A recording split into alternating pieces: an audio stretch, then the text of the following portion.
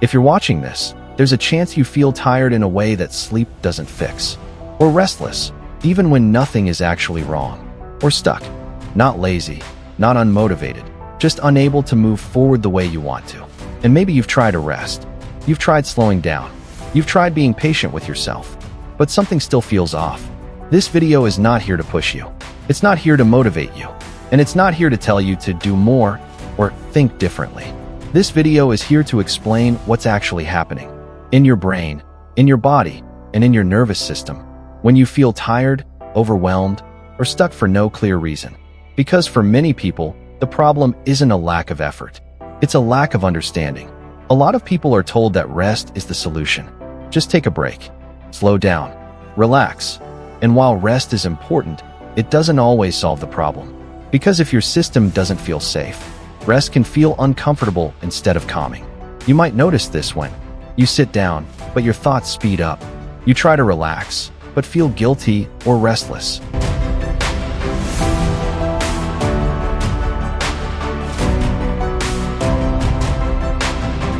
You rest physically, but feel mentally exhausted.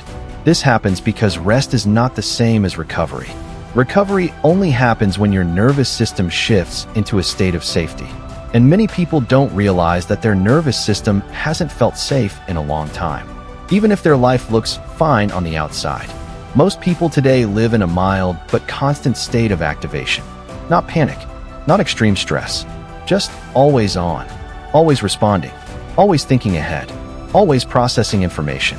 Your body doesn't know the difference between emotional pressure, mental pressure, constant stimulation. It only knows one thing. Something keeps demanding attention, so it stays alert. This is not a failure on your part.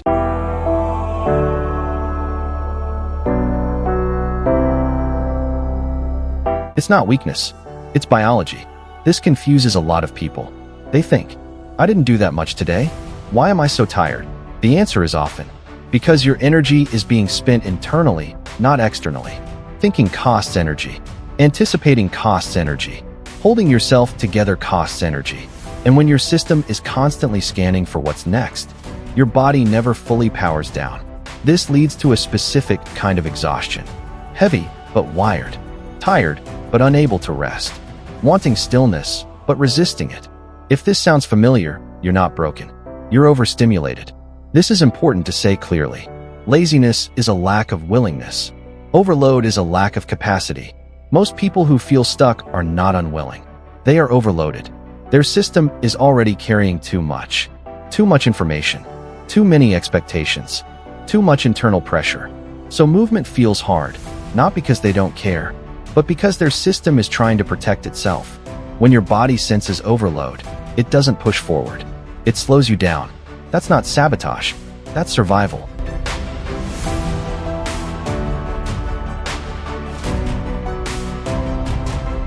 Your brain is not designed to make you calm. It is designed to keep you alive. This is important to understand because many people judge themselves for how their mind behaves, especially when it won't slow down. They think something is wrong with them. But your brain is simply doing what it evolved to do.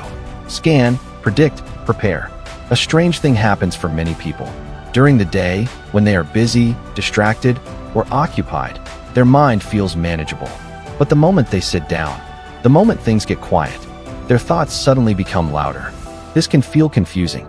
You might think, shouldn't rest make this better? But from the brain's perspective, quiet is not always safe. When external stimulation stops, the brain turns inward. It starts reviewing what hasn't been solved, what might go wrong, what still needs attention. Not because you are anxious, but because unfinished loops signal potential threat.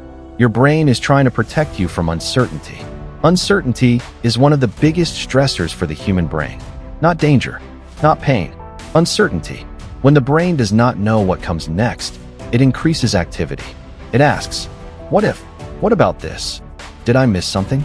This is why people who are responsible, thoughtful, and future-oriented often struggle the most with overthinking. Their brain is highly trained to anticipate. That is not a flaw. That is a skill.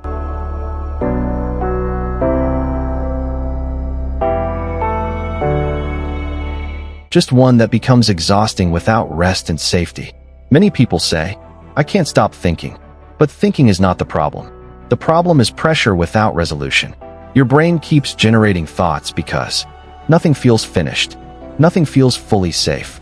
Nothing feels settled. So the loop stays open. This is similar to how your brain reacts to an unfinished task. Once something is completed, your mind lets go. When nothing ever feels complete, your mind never rests. Overstimulation is often misunderstood. People think it means loud noise, crowds, chaos. But overstimulation can also look like constant information intake, constant decision-making, constant emotional processing, scrolling, reading, watching, listening. Even if it feels calm, still feeds the brain data. Your brain does not distinguish between useful and useless information. It processes everything. And when there is no recovery time, it stays active. When the brain is overstimulated, it loses its ability to prioritize. Everything feels equally important. This creates difficulty focusing, difficulty starting, difficulty finishing. You may notice that you want to do many things, but cannot fully engage with any of them. This is not a lack of discipline. It is a nervous system that is overloaded. Telling an overstimulated brain to relax is like telling a running engine to suddenly stop. It doesn't work that way. Relaxation is not a command. It is a state that emerges when safety is present. If your system does not feel safe, calm feels unfamiliar. And unfamiliar states often trigger more thinking, not less. This is why distraction can feel relieving. When you watch something, scroll, or listen to noise, your brain is occupied. It doesn't have to decide what to focus on.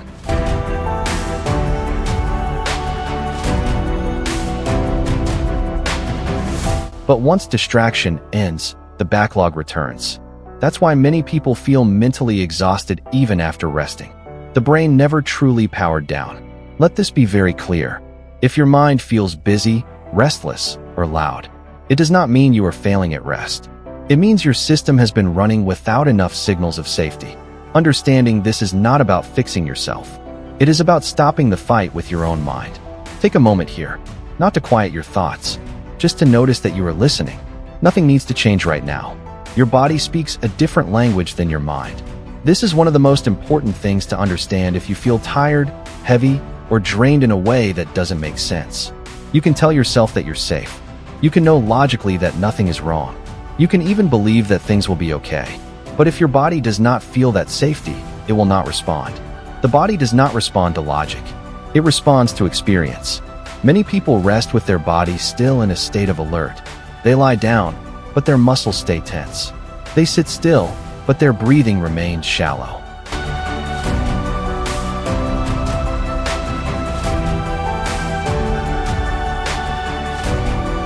They pause, but their nervous system does not. From the outside, this looks like rest. From the inside, the body is still preparing. This is why you can sleep for 8 hours and wake up exhausted. The body never truly powered down. When your body perceives ongoing pressure, it releases stress hormones. Not in extreme amounts, but consistently. Cortisol and adrenaline keep the body alert. In short bursts, this is useful. Over time, it becomes exhausting. Prolonged activation effects, sleep quality, digestion, immune function, emotional regulation, and most importantly, energy availability.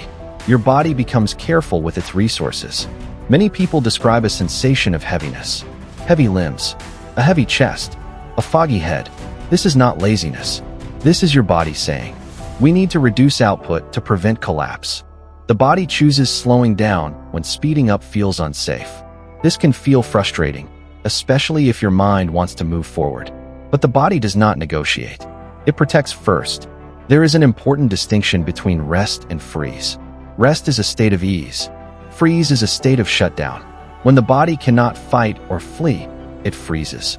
This can look like procrastination, numbness, a lack of drive, difficulty initiating action. Freeze is not calm. It is protective stillness, and you cannot push your way out of it. Many people try to overcome fatigue by pushing. They add routines. They add discipline. They add pressure. This sometimes works short-term, but long-term, the body interprets pushing as more threat, so it tightens further. True recovery does not come from forcing movement. It comes from restoring a sense of safety. Safety is not a thought. It is not something you convince yourself of. Safety is slower breathing, relaxed muscles, a sense of groundedness. These signals tell the body, we are not in danger right now. Without these signals, the body remains vigilant. For some people, stillness feels uncomfortable. Silence feels tense. Rest feels unfamiliar. This happens when the body has been activated for too long. Calm feels strange because it is no longer the default.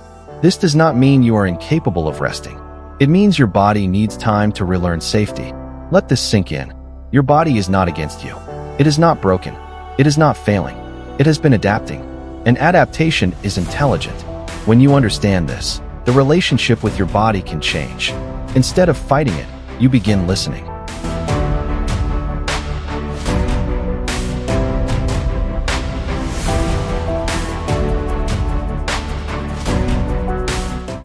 Notice your body right now. Not to change it, not to fix it, just to acknowledge it. Your body has been working very hard to keep you going. Motivation is not a personality trait. It's a nervous system response. When your system feels safe, motivation flows naturally. When it feels unsafe, motivation shuts down. That's why forcing yourself rarely works long-term. And that's why just be disciplined often backfires. Your body doesn't respond to pressure the way your mind does. It responds to signals of safety. This video will not give you a morning routine, tell you to manifest anything, push you to hustle or grind. This video will explain what's happening beneath the surface, help you understand your tiredness without blaming yourself, give your system language instead of pressure. Understanding is not a quick fix, but it is the beginning of relief. Because once you understand what's happening, you stop fighting yourself. Take a breath here, not to calm down, just to notice. Notice that nothing needs to be solved in this moment. You're allowed to listen without fixing. At this point in the video, you may notice something. Not a solution, not a sudden sense of clarity, but perhaps a little more understanding. And that matters more than it seems. Because understanding changes how you relate to yourself. Many people watch videos like this hoping for answers. They want to know, what should I do? How do I get out of this? What is the next step? But when your system is tired or overloaded, answers are not always helpful. Pressure disguised as guidance is still pressure.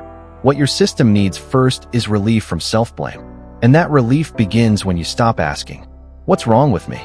And start asking, what has my system been responding to? Let's say this clearly. You are not doing life wrong. You are not being weak. You are not lacking discipline. You are adapting. Adapting to pressure. Adapting to uncertainty. Adapting to expectations, internal or external. Your body and mind adjusted in the only ways they knew how. That deserves recognition, not criticism. Comparison often feels automatic. You see others moving forward, producing, achieving, and your system translates that into one message. I am behind. But your nervous system does not understand context. It does not see timelines, circumstances, or hidden struggles. It only perceives threat. And threat increases stress. So comparison does not motivate. It destabilizes. The moment you stop comparing, your system softens. Not because you gave up, but because the pressure lifted. A lot of people believe they need clarity before they can move. They think, once I know what I'm doing, I'll feel better. But clarity does not come before calm. It comes after. When your system settles, your perception sharpens. Not all at once.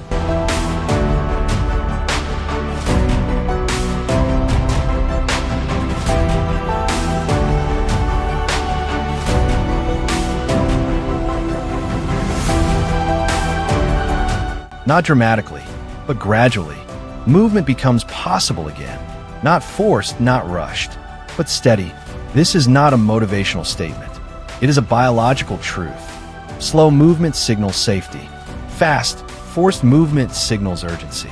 Your system responds accordingly. Moving slowly does not mean you're falling behind.